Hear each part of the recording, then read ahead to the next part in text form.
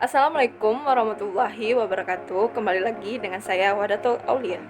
Pada video kali ini saya sangat merasa lega dan melegakan sekali karena bisa menyelesaikan 8 semester di jurusan Teknik Sipil Universitas Andalas Padang.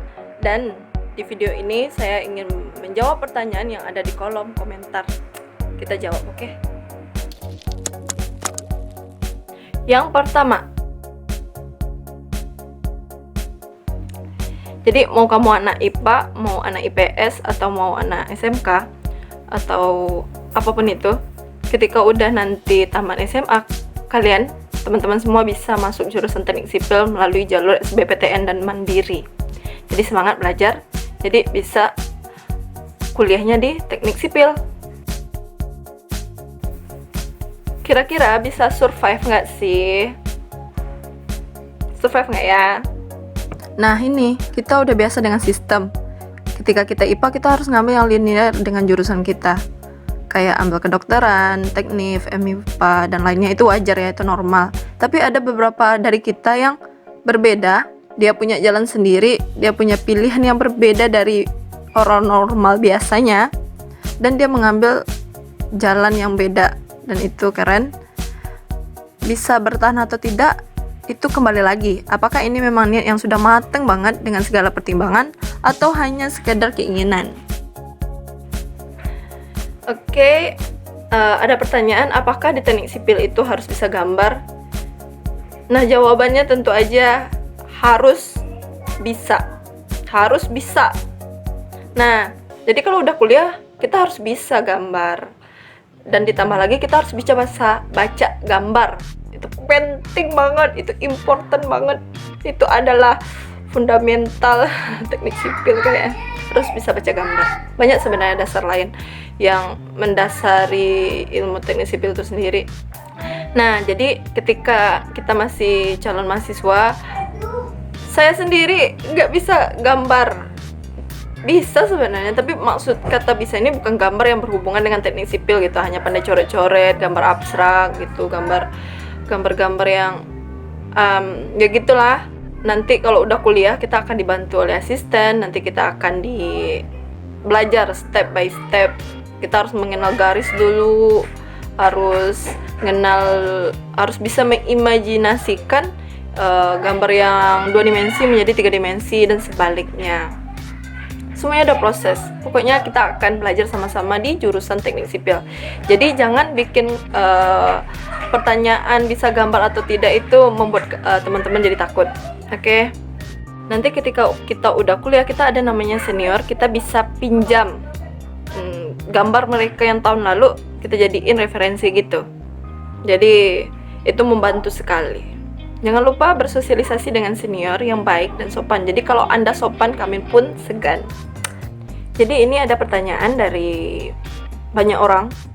Jadi mereka tidak suka fisika, tidak minat matematika, kemudian akhirnya membuat mereka tidak jago, nilainya biasa aja, tapi ingin kuliah di teknik sipil, dan ada yang udah lulus di teknik sipil. Jadi apakah nanti ketika kuliah bisa belajar seperti belajar di SMA? Jadi ini bukan rahasia umum. Bukan rahasia umum. Ini bukan sesuatu hal yang info yang baru, karena kalau kita kuliah itu kita harus belajar sendiri. Semuanya tuh harus dari kita dulu, kita yang nyari, kita yang belajar. Nanti ketika dosen menerangkan itu kita udah ketangkep sendiri. Gak akan ada ya yang seperti kalian harapkan, seperti anak SMA yang dibukakan kulitnya jadi tinggal dimakan gitu.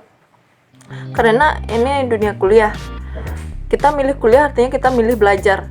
Yang tadi nggak minat fisika, yang nggak jago matematika, harus minat dan harus jago. Apalagi kalau udah lulus di teknik sipil, karena semua mata kuliahnya kebanyakan itu ya hitung-hitungan. Nanti kalau misalnya nggak jago, nggak minat, nanti pas ujian mau jawab apa coba? Terus ujiannya nilainya berharap bagus, lalu nanti nilainya jelek gimana? Ngulang kan?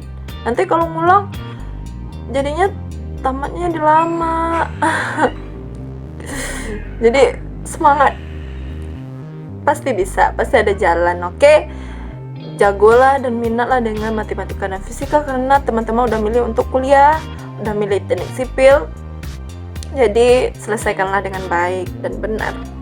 Di kesimpulannya, jangan jadikan karena kita ingin teknik sipil maka kita baru sadar kita harus minat matematika fisika, harus jago matematika fisika.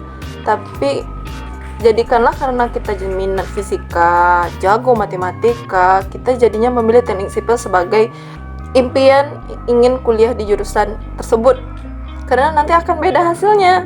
Semoga ada yang paham dengan kata-kata Aci yang sangat rempong ini. Kak, kasih tips dong. Jadi ada yang nanya, dia udah lulus di teknik sipil tapi ada segelintir orang yang remehin dia karena otaknya dianggap tidak hebat, biasa aja. Jadi dia curhat. Jadi bagi teman-teman yang udah lulus di teknik sipil dan merasa kamu biasa aja, jangan sedih. Jangan diambil bagian yang bikin kamu down, tapi ambillah bagian dari kata mereka yang punya value terhadap diri kita. Nah, yang baiknya aja teknik sipil itu misalnya sulit, ya kalian yang masuk artinya adalah orang yang luar biasa karena akan bisa mengatasi kesulitan yang akan terjadi. Walaupun katanya benar, kan orang yang menghadapinya beda, pasti beda pula hasilnya, beda pula caranya, beda pula cara survive-nya. Jadi kamu jangan berkecil hati. Nanti kalau udah wisuda, tag aja namanya di foto wisuda kamu, bilang terima kasih. Jadi ada pertanyaan, gimana sih suka dukanya di teknik sipil gitu.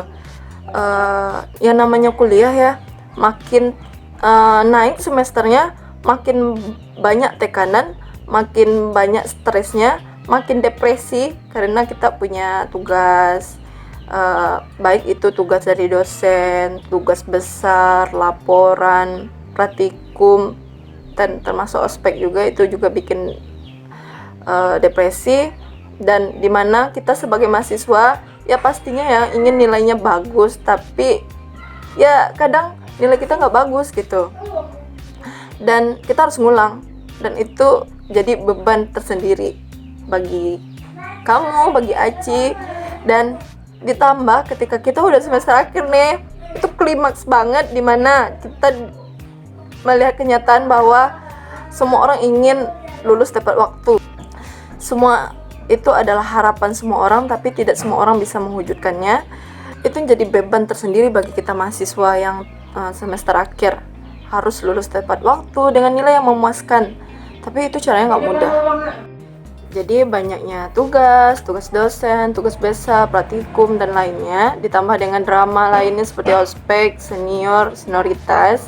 Itu adalah serangkaian tekanan yang Aci rasakan dan kayaknya teman-teman yang lain juga rasakan. Dan itu sangat menjadi beban dan penyebab depresi yang Aci rasakan. Itu tuh kayak gunung es gitu. Kayak hanya kita ngerasain capek, ingin istirahat gitu. Mungkin ada sebagian orang yang ingin udahlah, keluar aja. Tapi Aci bukan orang yang seperti itu gitu. Jadi Aci berpikir lagi, kita niat awal gimana, jadi harus semangat lagi.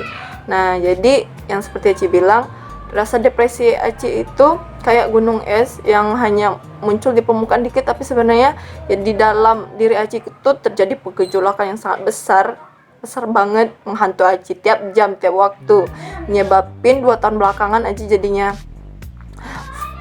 kurang fokus belajar, kurang fokus ngerjain sesuatu, kemudian jadinya sakit dan lainnya. Oke, jadi dimanapun kita kuliah, suka duka itu banyak banget. Tantangan yang kita hadapi untuk menyelesaikan kuliah itu banyak juga, dan dari segala arah, baik itu dari keuangan, kesehatan, kemudian drama tentang perasaan, tentang hubungan dan lainnya. Tapi yakinlah kita pasti bisa menyelesaikan itu, dan jangan pernah patah semangat.